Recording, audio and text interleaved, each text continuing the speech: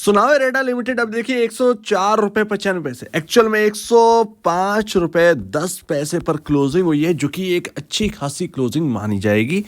अभी यहाँ पर क्या हायर साइड यहाँ पर देख रहे हैं, क्योंकि एनालिस्ट का ये कहना है कि यहाँ पर एक स्टॉप लॉस रखा जाए और 116 रुपये के टारगेट्स के लिए तैयारी करी जाए। तो ऐसे में क्या होने वाला है एडा के अंदर, जरा समझते हैं।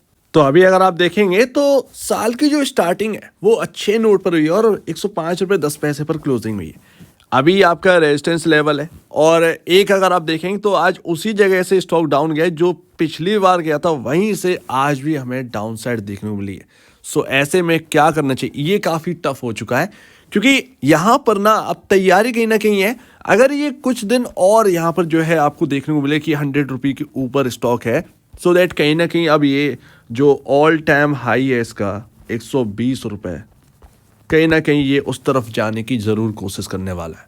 और अभी अगर आप पूछेंगे तो वो एडा का वो जो टारगेट है कैसे है, देखिए यहाँ पर रिकमेंडेशन है और अभी भी यहाँ पर बंद नहीं करी गई रिकमेंडेशन। अगर आप यहाँ पर मोतीलाल का यहाँ पर आपके पास है, अगर आप डीमेट यूज़ करते हैं तो आपको देखने को मिल जाएगा। तो एडा का रिकमेंडेशन में है 93 का स्टॉप लॉस 116 रुपये 10 पैसे का। हो सकता है एक दिन यहाँ पर जो हो चुका हो इसको, या फिर आज के दिन ही आया, क्योंकि आज ही मैंने देखा है, सो दैट यहाँ पर ये चीज़ देखने को मिल रही है। लेकिन अभी ना थोड़ा सा एडा के अंदर सावधान हो जाए, क्योंकि एक नेगेटिव न्यूज़ है। नेगेटिव न्यूज़ कैसी है, आप इसको नेगेटिव ले सकते हैं, आप इसको न्यूट्रल भी ले सकते हैं। हो सकता है कि इसकी वजह से आपको थोड़ा सा गिरावट का सामना करना पड़े इस स्टॉक के अंदर, लेकिन अभी स्टॉक जो है ना वो हारने के लिए तैयार नहीं, गिव अप नहीं कर रहा है स्टॉक, ये तो समझ में आ रहा नहीं। अदरवाइज अभी तक गिव अप कर जाता, ये गिव अप कर जाता, 100 रुपये के नीचे चलने लगता।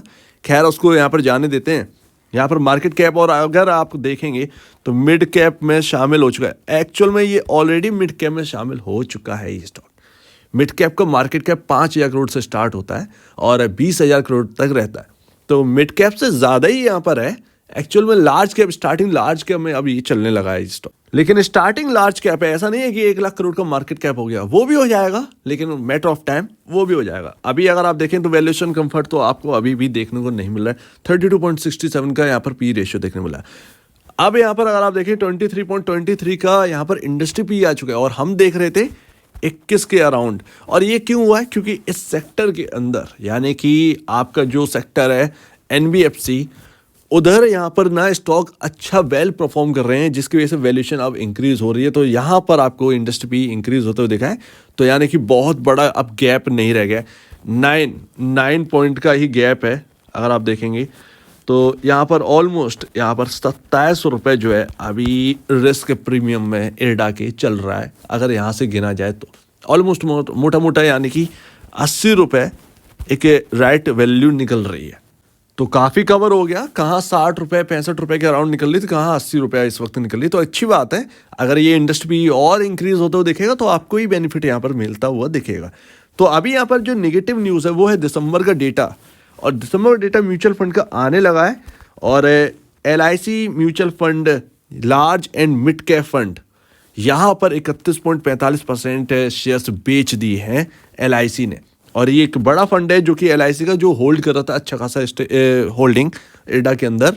और अभी सिर्फ एक ही आया है डेटा, अभी ये बहुत बड़ी लिस्ट है जो कि आना बाकी है। तो ये 5 जनवरी से स्टार्ट हो चुका है और अभी अगर आप देखेंगे तो ये 10 जनवरी तक यहाँ पर जो है कंप्लीटली आपके सामने पूरी लिस्ट आ जाएगी। तो अगर म्यूचुअल फंड की भारी बिकवा ली है तो फिर यहाँ पर जो है ना इन्होंने प्रॉफिट बुक कर लिया है।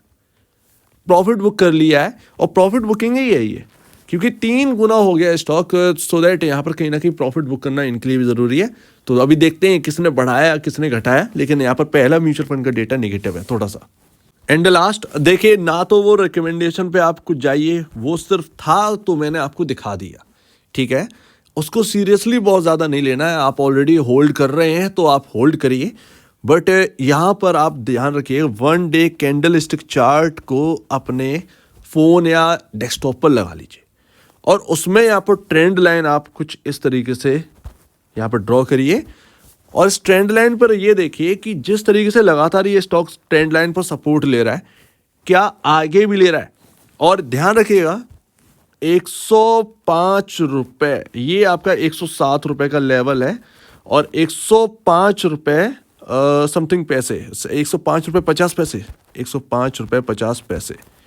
ये आपका जो लेवल है थोड़ा सा क्रिटिकल है, जो कि इस जगह है, ठीक है।